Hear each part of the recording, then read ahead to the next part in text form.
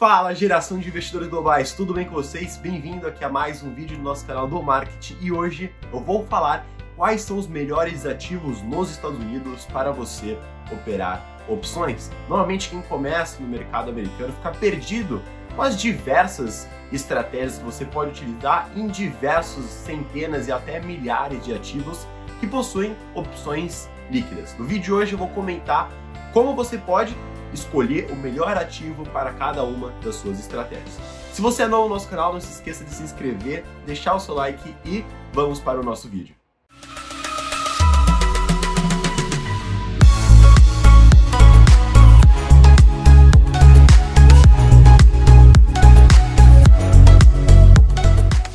Antes de comentar quais ferramentas e como você pode fazer a filtragem desses ativos, eu quero deixar duas coisas claras.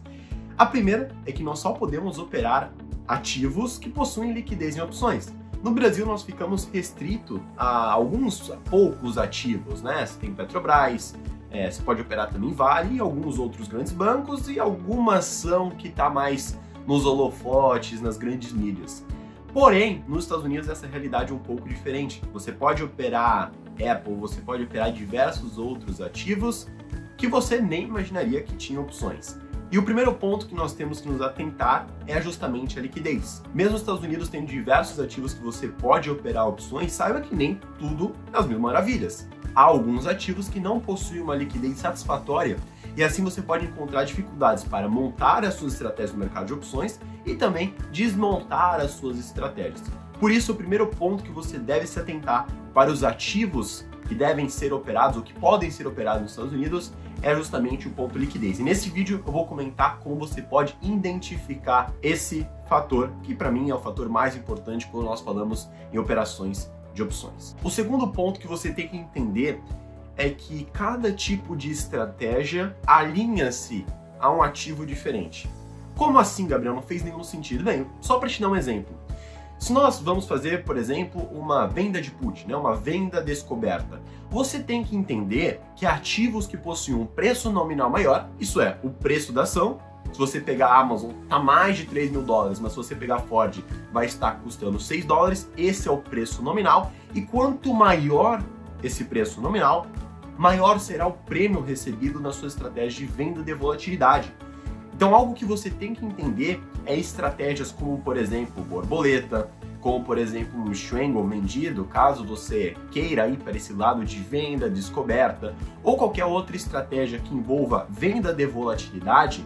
Os ativos que você vai receber maior prêmio, você vai coletar maior caixa, né, e vai receber mais nessa operação, são, obviamente, ativos que possuem um preço nominal maior. Fica muito complicado você ter um bom payoff na sua estratégia, né? Uma boa estratégia, dizendo do lado de assimetria, se você for pegar um ativo de 4 dólares e for fazer, por exemplo, a Broken Butterfly, que é uma estratégia que o JJ acabou trazendo à tona pra gente. Agora, quando nós falamos de compra de volatilidade, que são operações que você paga para montar, o que você tem que entender é ativos que possuem um preço nominal menor, naquele exemplo de Ford versus Amazon que eu trouxe, é muito mais barato você montar um strangle comprado, que consiste basicamente na compra de uma call OTM e na compra de uma put OTM, em Ford do que em Amazon. Por quê? Porque sai mais barato, é mais barato você montar essa estrutura e eu vou mostrar para vocês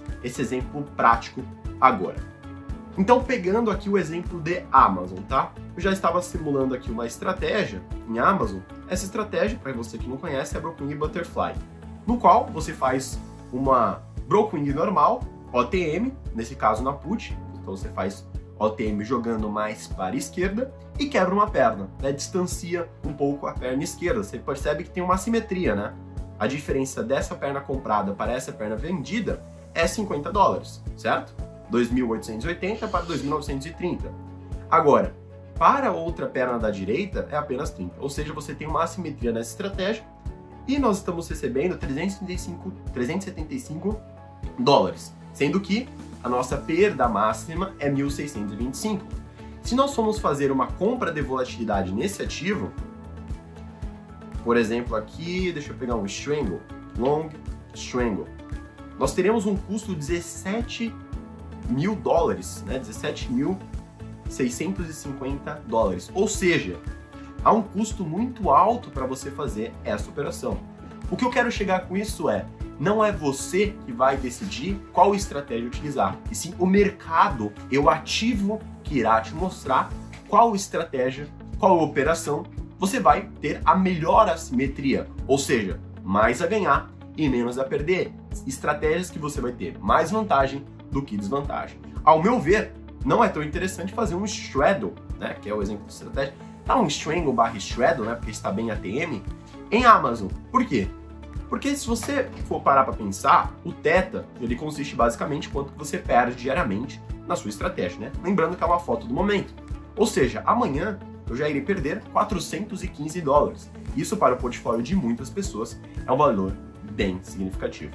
Então a pergunta é, Gabriel, como eu vou encontrar os ativos mais líquidos e ativos que possuem um preço nominal maior, caso eu queira fazer, por exemplo, venda de volatilidade? Isso não quer dizer que você não pode encaixar compra de volatilidade em ativos que possuem um preço nominal maior, mas só para você entender que quanto mais caro o preço nominal do ativo, as estratégias de venda de volatilidade fazem com que você receba mais dinheiro. Na plataforma da T-Short, que é a plataforma que eu estou mostrando para vocês nesse momento, nesse lado esquerdo você possui essas 4 linhas aqui, né, que é basicamente o watchlist. Você vindo aqui, você consegue observar, né, e elencar os ativos por setor.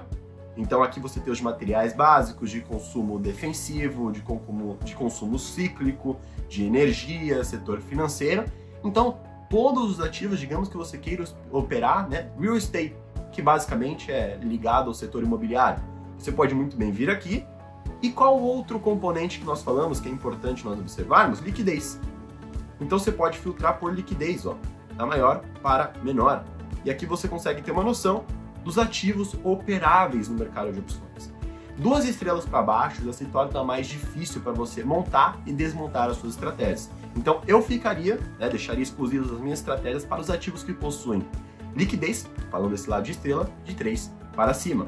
Você pode filtrar aqui também pela lista do Tom Sosnoff, que é o criador da Tasteworks. Você pode filtrar aqui por empresas dividendo aristocratas, que são basicamente empresas que pagaram dividendo nos últimos 25 anos, que possuem movimentos mais rápidos ou que possuem um alto volume financeiro no mercado de opções. Então, basicamente, quase todos esses ativos possuem uma liquidez interessante, tá? Então, isso é algo que você deve levar em consideração. Gabriel, mas e o preço nominal, né? Bem, o preço nominal, você vindo aqui em Last, que basicamente é o último valor de negociação, você pode filtrar aqui e saber quais os ativos possuem um preço nominal maior.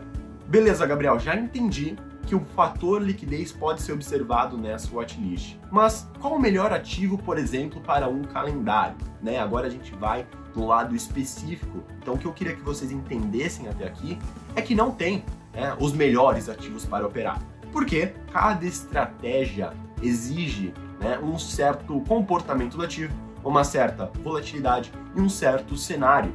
O mercado ele mostra para você qual estratégia se encaixa naquele gráfico, naquela volatilidade e naquele ativo. Não tenta você colocar a sua estratégia naquele ativo. Essa é a pior forma para você começar e operar o mercado de opções. O fator importante para você selecionar um bom ativo e montar as suas estratégias é a liquidez e entender esse componente de que quanto maior o preço nominal, mais caro é o preço das opções. Fechado? Então, trazendo um exemplo aqui, se a gente for pegar a Ford, né, que está hoje a 13 dólares, né? Eu falei 6, mas está por volta de 13 dólares. E nós formos montar um calendário, será que é interessante montar um calendário nesse ativo? Um ponto para se observar, né? Calendário, trazendo um cenário, lembrando, cada estratégia tem as suas especificações e exige um certo comportamento da volatilidade e do gráfico do ativo. O calendário eu gosto de montar em ativos que estão com uma baixa volatilidade, ou seja, o wide rank mais próximo de zero, então está em 7.8, ou seja, um bom cenário para se encaixar um calendário. Um outro componente que é interessante você observar é a volatilidade dos vencimentos. Como o calendário horizontal, você compra uma opção com vencimento mais longo e vende uma opção com vencimento mais curto, é interessante você, como vocês bem já sabem, quanto maior a volatilidade daquele vencimento, mais caro é os preços das opções. Comprar uma opção em um vencimento que a volatilidade esteja mais baixa do que o vencimento que você esteja vendendo. Por quê? Porque se a gente for vender aqui, ó, colocar a ponta vendida do calendário em 25 dias, nós estamos recebendo nessa venda uma volatilidade de 64,1. Ou seja, se nós formos comprar, por exemplo, essa de 56,5 e vender essa de 64,1, nós estamos comprando uma volatilidade mais baixa, portanto pagando mais barato no preço das opções, e vendendo em um vencimento com as opções com a volatilidade maior, ou seja, mais caro. Então aqui eu já consegui encaixar o nosso calendário, onde nós temos essa curva de volatilidade, que é a opção mais longa, ela está com uma volatilidade inferior ao vencimento curto. Então onde eu colocaria, por exemplo, a minha opção vendida? Colocaria em 64,1, que é o vencimento de 25 dias. E a minha comprada, por exemplo, no vencimento mensal, que são esses vencimentos onde você tem esse azul mais claro, que possuem uma liquidez maior, né? Costumam ter uma liquidez maior do que esses vencimentos que estão aqui em cinza escuro, que são os vencimentos semanais. Então eu colocaria a ponta vendida em 25 e a ponta comprada em 40 dias.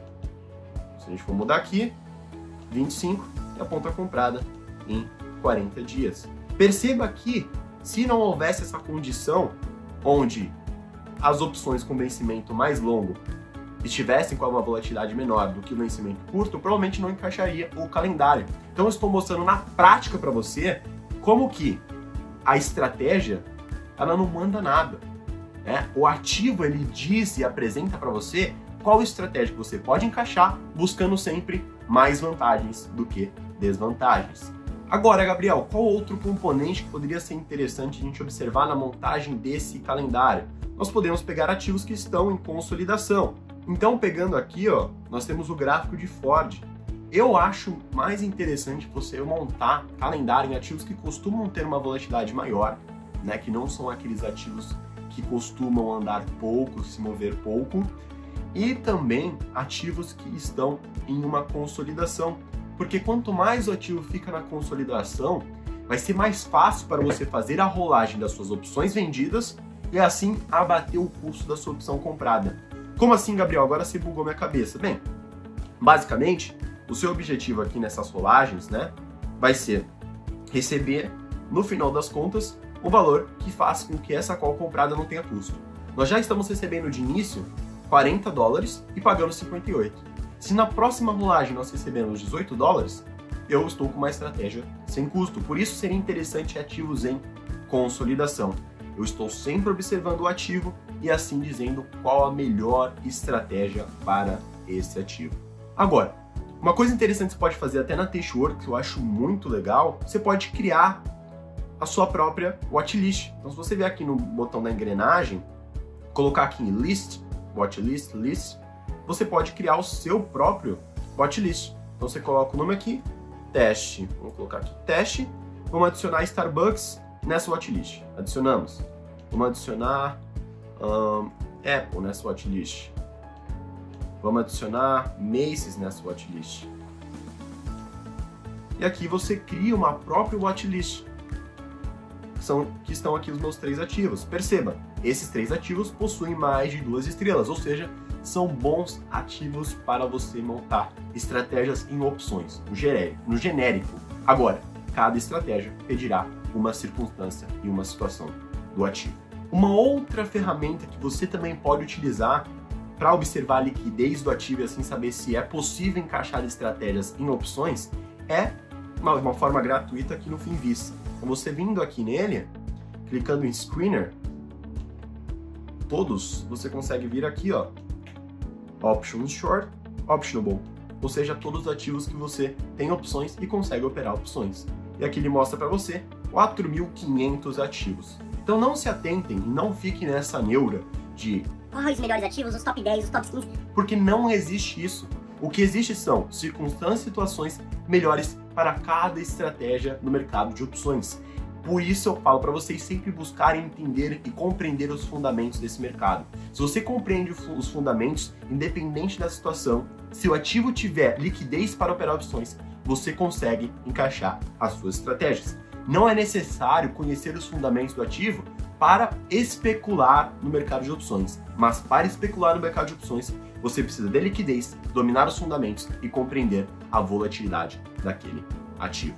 Então, muito obrigado pela sua participação nesse vídeo, eu espero que você tenha gostado. Peço para você deixar sugestões de outros vídeos para eu trazer voltado ao mercado de opções americano. Não esqueça de deixar seu like, ativar o sininho para sempre ser notificado quando nós anunciarmos uma live, quando o JJ entrar ao vivo operando ou quando nós postarmos um vídeo novo. Eu te vejo num próximo vídeo e até mais!